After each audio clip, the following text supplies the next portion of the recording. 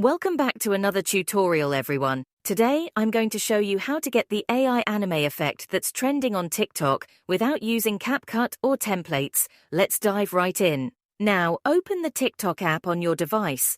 Tap on the search icon at the top right corner of the screen. In the search bar, type AI manga and hit enter. The AI anime effect should appear in your search results. Once you find the AI anime effect in TikTok, tap on the icon.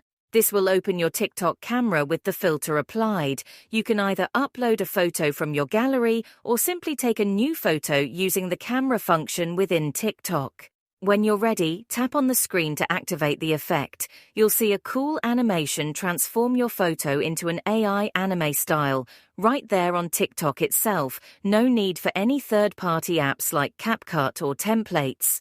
That's it. Now you can create awesome AI anime videos directly on TikTok. Thanks for watching, and I'll see you in the next video. Don't forget to subscribe for more tutorials like this in the future. Happy TikToking!